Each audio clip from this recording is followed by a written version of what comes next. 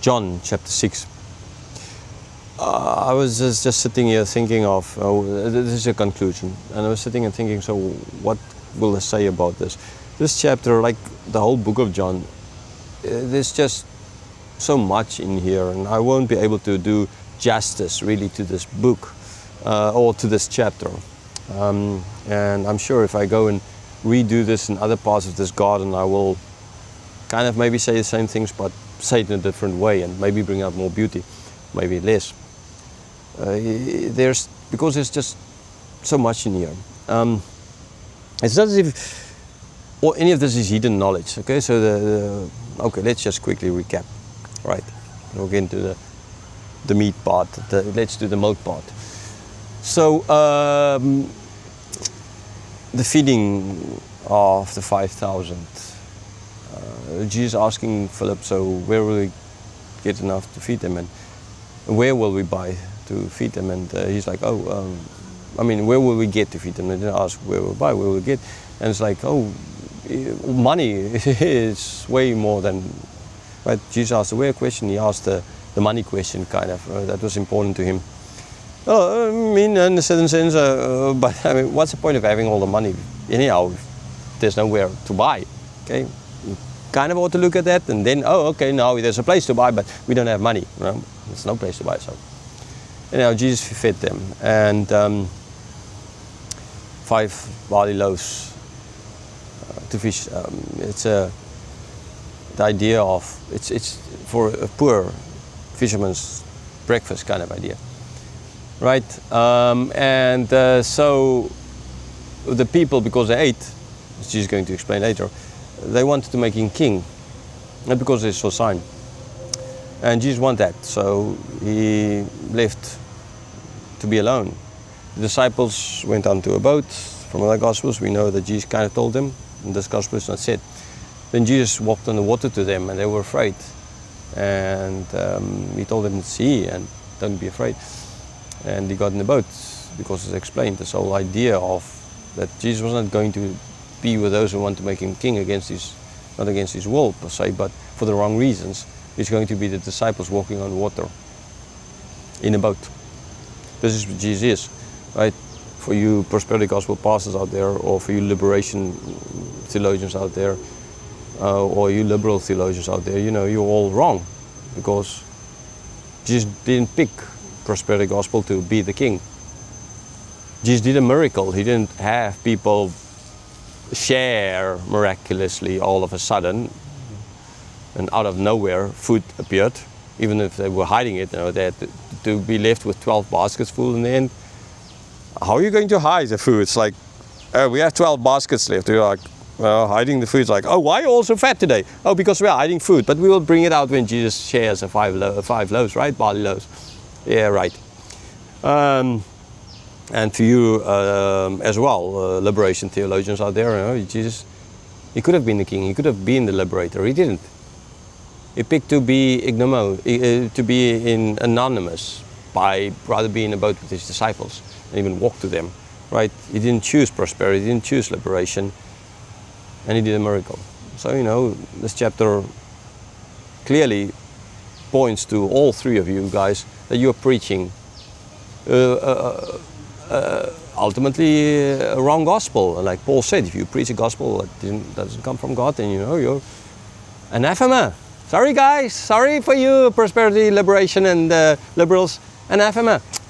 It's not my words, right?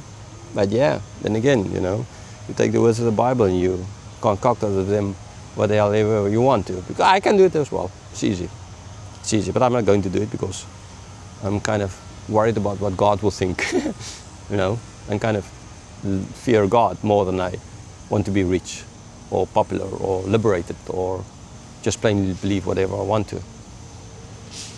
And so yes, they then search the people from Tiberias. Most likely they asked them, so Jesus there? No. So where else? They're up to Capernaum, finds him in the synagogue. It's not stated where, but ultimately that's where in the end it shows that he was teaching. And said, okay, and how did you come here? And it's like, Jesus, but you didn't follow me for because you saw a sign.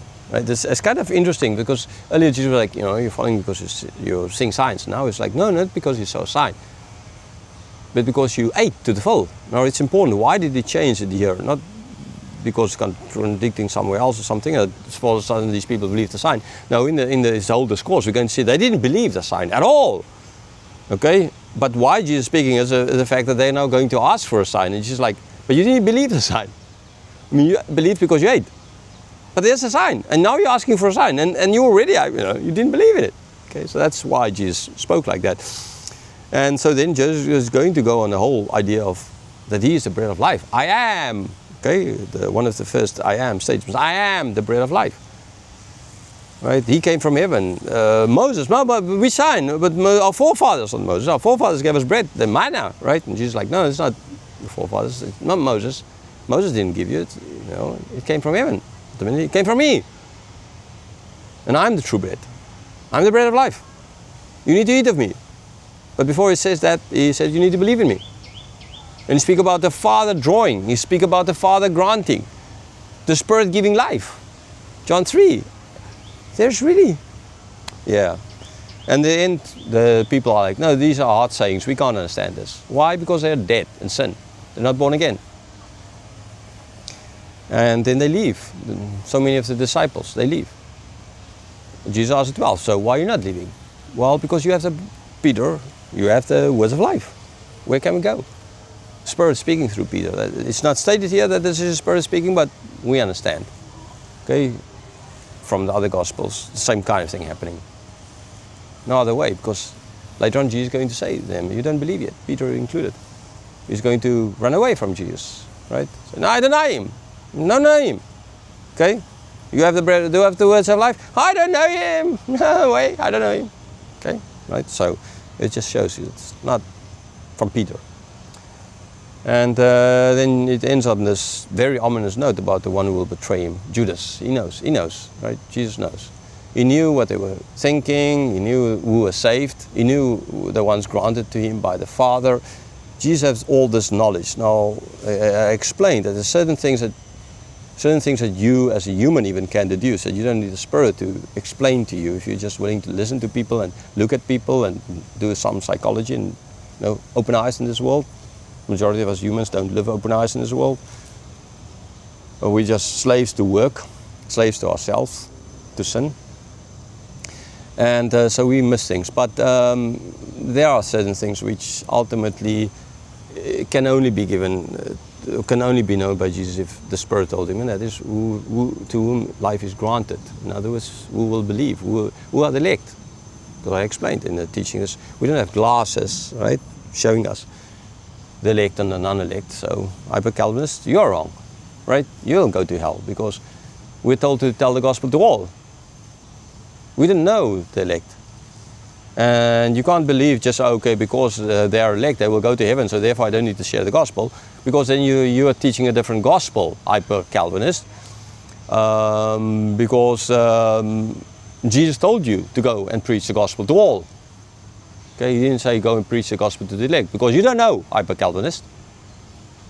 Okay, so before people are angry at me for just speaking out against prosperity gospel preachers, and there are other people on the right side of things. I mean, the right and the conservative side of things, who are not on the right because they're not right, but on the conservative side, who are going to hell as well.